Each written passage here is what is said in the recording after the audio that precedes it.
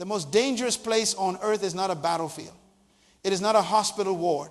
It is not even the slums of the most forgotten city on this planet. The most dangerous place on earth is the graveyard, because buried in that graveyard are books that were never written, businesses that were never built, inventions that never reached a factory floor, cures for diseases that still kill people today, solutions to problems that still tear communities apart. The graveyard is not filled with dead bodies. The graveyard is filled with unlived lives. And the question that should shake you to your foundation this morning is this: are you already depositing into that graveyard while you are still breathing? Let me submit to you that most people are not dying at 70 or 80 years old. Most people die at 25 and are simply buried at 70. They stop discovering, they stop building, they stop questioning. They surrender the process of mastering their own mind to the loudest voice in their environment. And they spend the rest of their living years becoming very efficient at someone else's assignment. You don't need motivation. You need revelation. Motivation will get you out of bed in the morning.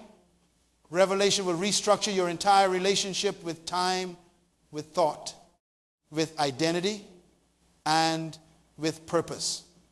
Motivation is borrowed energy. Revelation is internal architecture, and what I am about to give you is not borrowed energy. What I am about to build with you is a framework, a blueprint for how the mind was designed to function before the world gets the chance to interrupt it. Where purpose is not known, abuse is inevitable. And the first thing that gets abused in the life of an undiscovered person is time. Specifically, the hours before the world wakes up, before the phone begins to demand your attention, before the obligations of other people's agendas begin to crowd the sacred space of your thinking. Those early hours, those silent hours, are not hours of rest reserved for the undisciplined. Those hours are the manufacturing floor of your destiny. And most people sleep through the factory. Now let me be precise with you, because precision matters more than passion in this conversation. I am not here to inspire emotion. Emotion without architecture collapses. I am here to correct a fundamental misunderstanding about the relationship between the mind, the morning, and the mission. And once this correction is made in you, you will never approach a new day the same way again. The first principle I need to establish is this: the mind is a manufacturer, not a receptor. Read that again slowly in your spirit. The mind was not designed to receive instructions from the world around it. The mind was designed to produce direction for the world around it. When you wake up in the morning and the very first thing you do is reach for a device, scroll through what other people are thinking, absorb the noise of global anxiety, you have just handed your manufacturing plant over to someone else's production schedule. You have walked into your own factory, sat down at your own machine, and started building someone else's product. That is not laziness. That is a failure of identity. You were never designed to be a consumer of thought in the morning hours. You were designed to be a producer of it. Think about how a manufacturer operates. A manufacturer does not begin the production day by asking the consumer what to make. A manufacturer begins the production day by consulting the blueprint. The blueprint already exists. The specifications are already written. The purpose of the product is already determined before the raw material is ever touched. Your mind works the same way. Before the world tells you who you are, before your circumstances define your capacity, before the noise of comparison and competition begins to shape your self-perception, you must consult the blueprint. And the blueprint is accessed in silence, in stillness, in the undisturbed hours before the world wakes up. Now, I want to teach you something about design that most motivational conversations completely bypass, and that bypass costs people decades. Every product ever manufactured was designed with a specific operating environment in mind. A deep-sea instrument is built for pressure that would destroy a surface-level tool. A surgical instrument is built for precision that a construction tool was never meant to achieve. The design determines the domain. And here is what this means for you. You are not designed for the shallow end. You are not built for average operating conditions. The complexity of your mind, the depth of your capacity for abstract thought, the range of your imagination. These are not accidents of biology. These are manufacturing specifications. And the question is not whether you were built for greatness. The question is whether you are operating in the environment your design demands. Most people are deep sea instruments living like surface tools. They have capacity for extraordinary pressure, but they have positioned themselves in environments too shallow to activate that capacity. And so they feel the discomfort of being underutilized. They interpret that discomfort as failure, when in truth, that discomfort is the instrument signaling that it has not yet reached its operating depth. Let me give you the second principle. Discipline precedes dominion, not talent, not intelligence, not even vision. Discipline.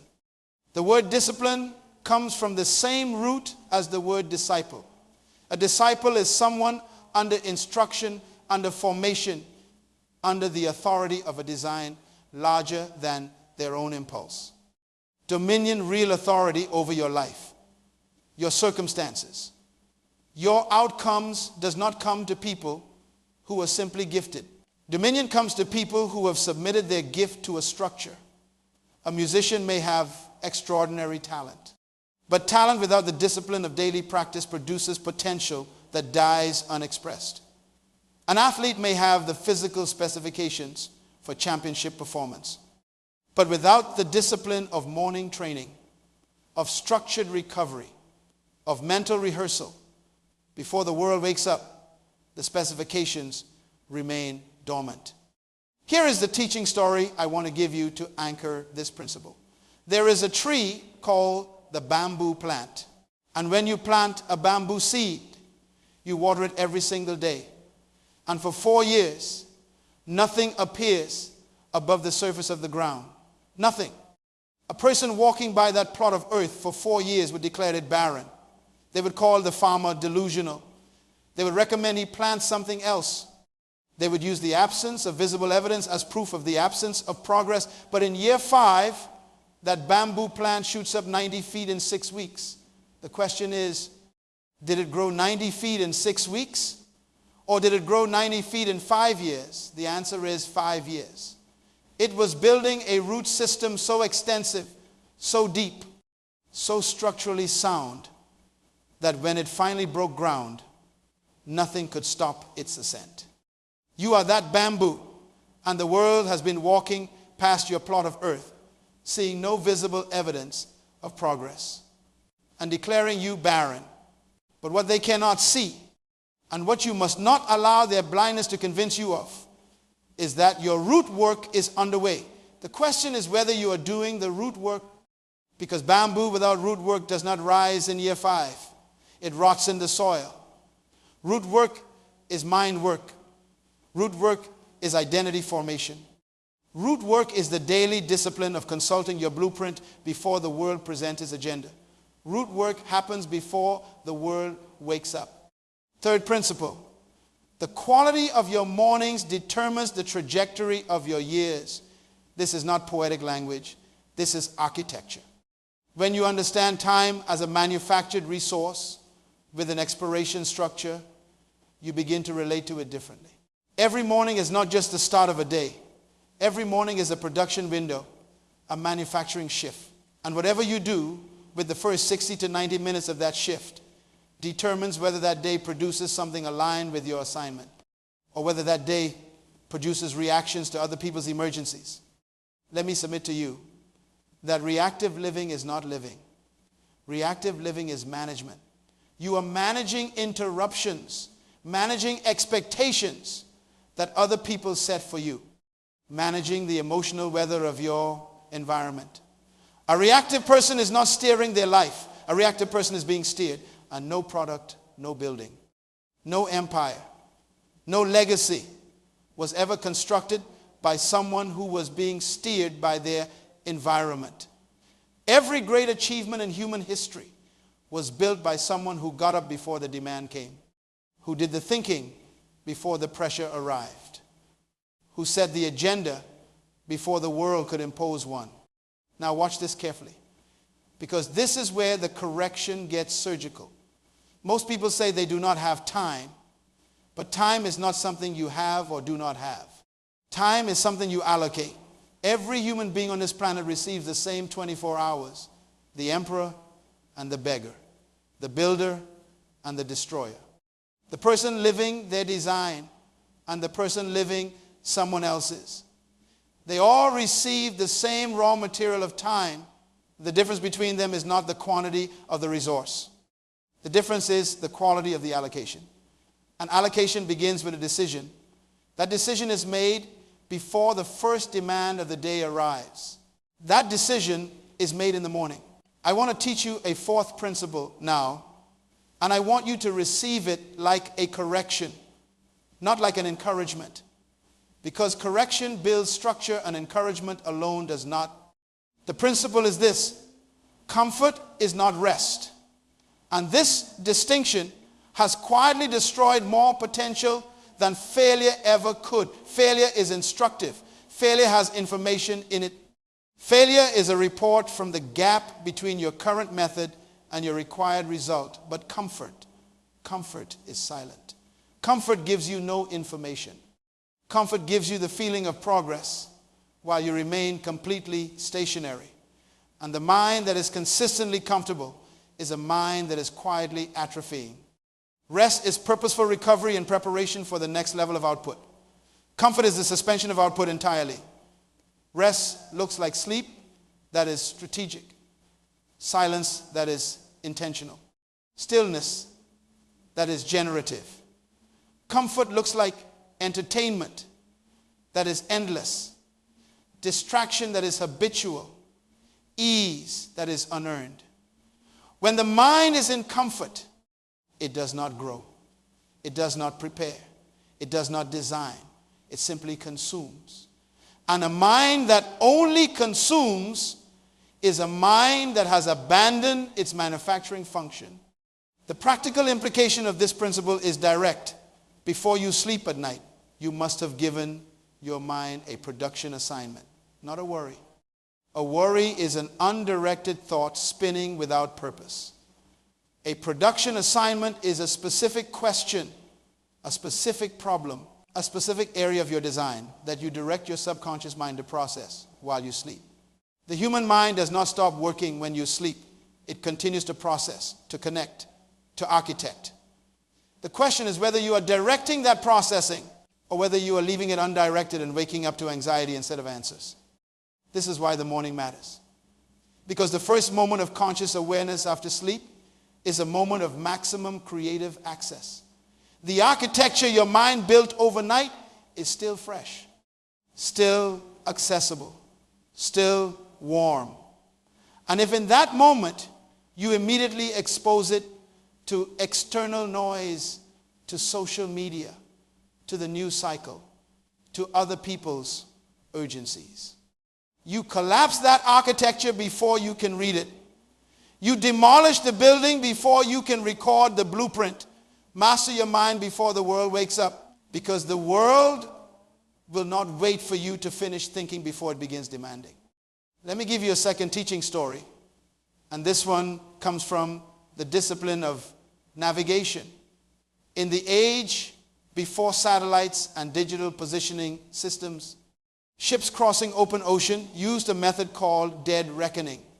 Dead reckoning is the practice of determining your current position not by looking at where you are, but by calculating from your last known position, factoring in your speed, your direction, and the time elapsed. The navigator did not wait to see land before making decisions. The navigator used internal data, calculated data, blueprint data to project and steer with confidence across thousands of miles of unmarked water. Now here is what I want you to understand. The most dangerous thing about losing the morning is that you lose your last known position. You stop dead reckoning You stop calculating from internal data and you begin to steer by external reaction. And a ship that steers only by reaction, that changes direction every time a wave hits, that abandons its calculated heading every time the wind changes to, that ship does not reach its destination. That ship drifts. And drifting feels like movement. Drifting feels like progress because you are in motion. But motion without direction is not progress. Motion without direction is drift. And the morning is where you recalculate your position. It is where you check your heading. It is where you ask the question that dead reckoning requires, where was I? Where am I going? What adjustments does the current require? And how do I maintain my trajectory? People who master their minds before the world wakes up are not people who have more discipline than others as a personality trait. They are people who have understood the architecture of time well enough to protect the most structurally important hours of the day. They are not morning people by preference. They are morning people by principle. And the principle is not about the hour on the clock. The principle is about the practice of leading your mind before the world attempts to lead it for you. Fifth principle. Identity precedes productivity. This is perhaps the most misunderstood principle in the entire conversation about success and achievement. Most productivity systems operate on the assumption that if you do enough things, you will eventually become the person you are trying to be. But this is architecturally backwards. You do not do your way into identity. You be your way into productivity. The doing must flow from the being. Otherwise, the doing is performance. And performance is exhausting. And exhaustion leads to collapse. And collapse leads to the conclusion that you are not capable of the life you were designed for. When in truth, the problem was never capacity. The problem was sequence. When you wake up in the morning and the first thing you reinforce is who you are, not what you must do, you activate a different quality of action. An action that flows from settled identity has a different energy signature than an action driven by anxiety or obligation. When a person knows who they are, they do not perform the day. They express the day. An expression is sustainable in a way that performance never is. Expression comes from the inside out. Performance is applied from the outside in, and the world is built by people who express, not by people who perform. So what does this mean? Practically, it means that before you consult your task list, before you open your email, before you begin the execution of your day, you must spend time in the reinforcement of your identity. Who were you built to be? What is the specific assignment stamped into your design? What problem were you manufactured to solve? What gap in the world does your unique configuration of gifts, perspective, and experience address? These are not philosophical questions to be answered once and forgotten. These are orientation questions to be answered daily. Because the world will spend the entire day trying to tell you who you are. And if you have not already told yourself, you will believe what the world says. Now let me show you how to master your mind before the world wakes up. The application is not complex, but it is non-negotiable. The first action is protection. You must protect the first 60 minutes of your day from all incoming external information. No phone, no news, no social media, no other people's emergencies. You are not being antisocial. You are being architecturally responsible. You are protecting the manufacturing floor from outside interference during the most productive shift of the day. This is not a luxury for people with easy lives. This is a discipline required by everyone with an assignment. The second action is orientation. In those protected 60 minutes, you must orient to your assignment, not to your task list. There's a difference. A task list is a record of what must be done. An assignment is the reason you were placed on the earth. When you orient to your assignment first, the task list becomes a servant of the assignment rather than a master of your attention. Write down your assignment in one sentence, not a paragraph. One sentence. Something specific enough to be a compass heading. And read it before you do anything else. The third action is design review. This is the daily practice of reviewing the blueprint, of asking, what am I building? Am I building what I was designed to build? Or have I allowed the demands of the urgent to crowd out the work of the important? A contractor who never reviews the blueprint will build a building that does not match the design. Not out of laziness, out of distraction, out of accumulated drift. The daily design review is how you correct for drift before it becomes displacement.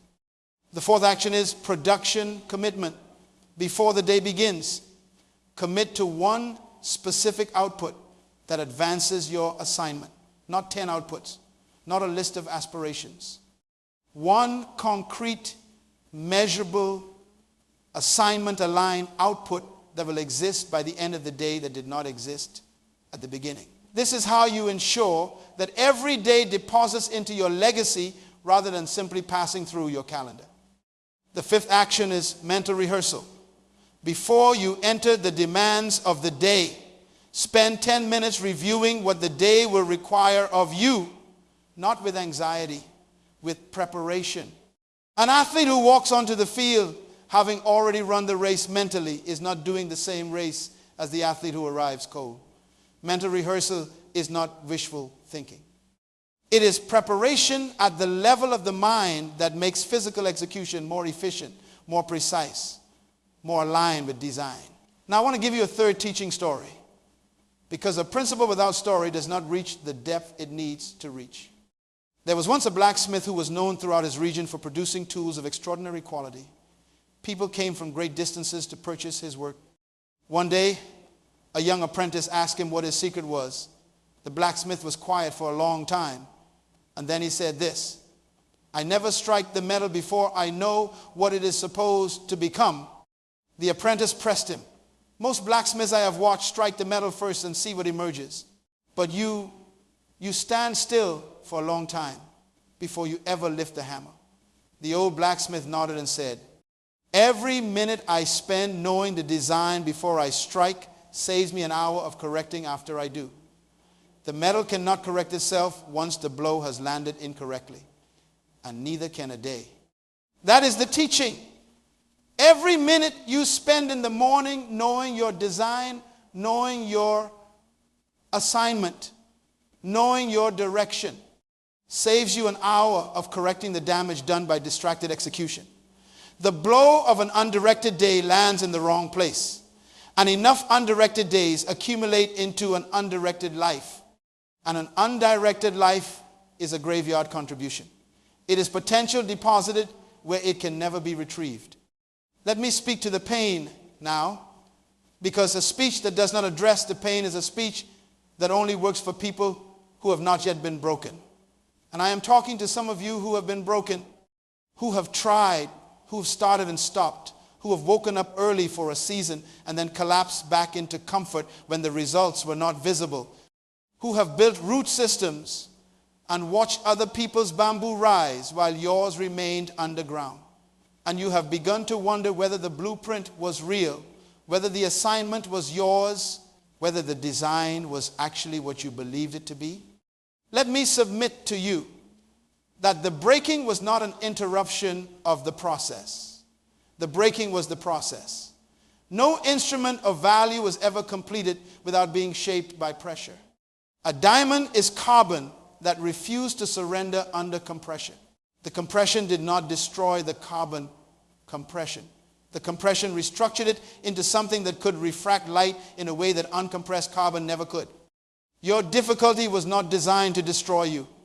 Your difficulty was designed to restructure you into the form that could carry what was coming. But here is the correction that pain requires. Pain is not a permanent address. Pain is a refining station. You pass through it. You do not set up residence in it. The person who has been broken and uses the breaking as the reason they cannot begin again is a person who has turned a refining station into a home. And refining stations are not meant to be homes. They are meant to be passages that leave you more precise, more focused, more stripped of what was never part of your design anyway.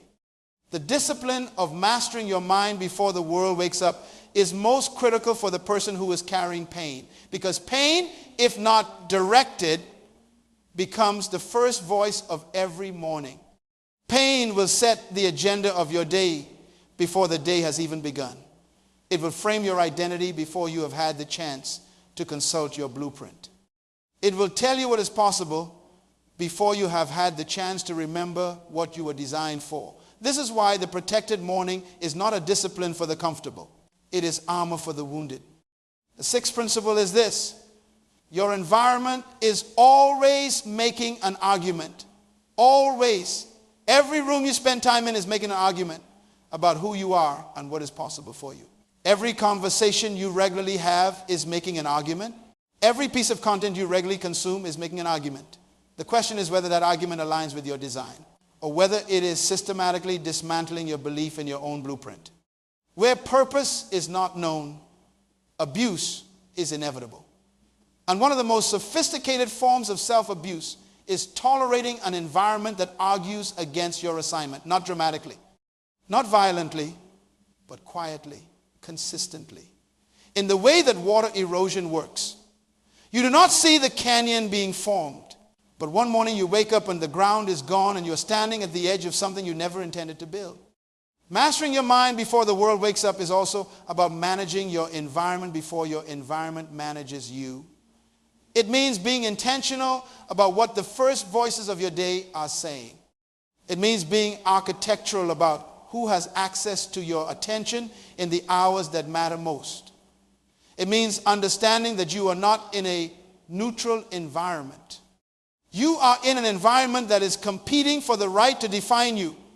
And the only defense against that competition is the prior occupation of your own mind with your own truth about your design. Seventh principle. Legacy is built in the margins that others waste. This is the final structural principle I want to lay down before I close this conversation. The margin is a space that most people do not notice. The 15 minutes before the household wakes up, the 30 minutes on the commute before the workday begins. The hour in the evening after the obligations are done but before the entertainment begins.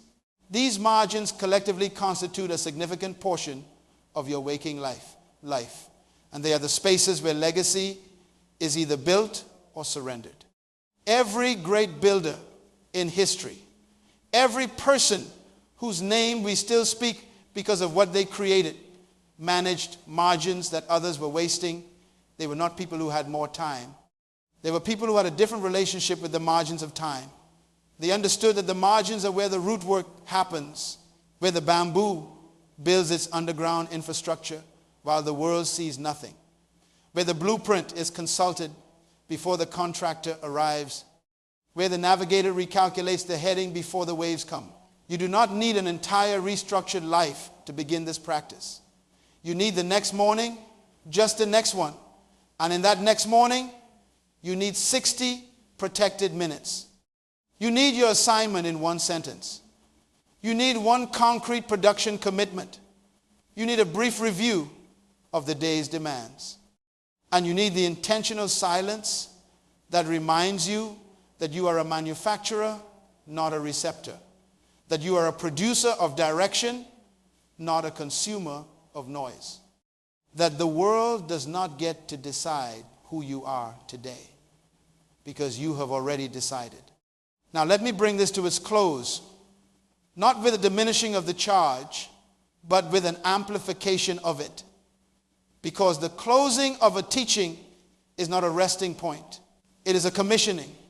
You were not born to manage a life. You were born to build one. And building requires tools. The sharpest tool available to you is a disciplined mind, operating at its peak capacity in the hours of maximum creative access before the world wakes up and begins its campaign to tell you who you are. The graveyard I spoke of at the beginning, it is not inevitable. The books that are buried there are not all books whose authors were incapable. Most of them are books whose authors simply never protected the morning long enough to write the first chapter. Most of the cures are from people who never built the discipline of deep work before the distractions arrived. Most of the solutions are from people whose minds were so consistently occupied with other people's agendas that the solution never had the silence it needed to surface. You are not most people. That is not arrogance. That is a declaration of responsibility. Most people will not do the root work. Most people will not protect the morning. Most people will not consult the blueprint before they pick up the hammer. Most people will drift, and the world has enough drifters. The world has enough people who are enormously talented and completely undisciplined. The world has enough people who have the design for greatness and the habit of comfort. What the world is waiting for, what your specific generation is waiting for, is the person who understands that potential without discipline is just a more sophisticated form of mediocrity. That vision without execution is just a more comfortable form of passivity. That intelligence without structure is just a more articulate form of confusion. The world does not need more gifted people who are not yet governing their gift. The world needs more disciplined people who have submitted their gift to the structure that releases its full capacity. So here is your checkpoint system. 3 questions to answer every morning before you engage with the world. First, what am I building today that is aligned with my assignment? Not what must I do. What am I building? Second, what did I protect this morning that the world will try to crowd out today? What thinking did I do? What blueprint did I consult? What direction did I set before the demands arrived? And third, what is the one output that will exist today that did not exist yesterday? The one deposit into my legacy, the one brick in the building that is my life's work. Answer those 3 questions every morning before you pick up your phone, before you check your messages, before you allow the world's agenda to compete with yours. And then execute with the authority of someone who knows who they are, knows what they are building, and knows that the early hours belong to the builder. The time is not coming. The time is here. The morning is not a luxury. It is a responsibility. The mind is not a passive organ. It is the most sophisticated manufacturing system ever created, and it is waiting for you to take your position at its controls before someone else does. Die empty. Pour everything you were designed to carry into the work you were designed to do. Leave nothing in the graveyard that belongs in the world. Leave no book unwritten that you were given the mind to write, no building unbuilt that you were given the blueprint to construct, no problem unsolved that you were given the capacity to address, no generation uninstructed that you were given the wisdom to teach. Be original, not a copy, not a variation of someone else's vision, not a lesser edition of someone else's assignment. The original, the specific, the precise and unrepeatable configuration of gift and purpose that you represent. Master your mind before the world wakes up. The world will wake up. It always does. The question is whether you will be ready for it or whether it will find you still undecided, still undefined, still allowing yesterday's drift to become today's direction. The morning is yours. Take it.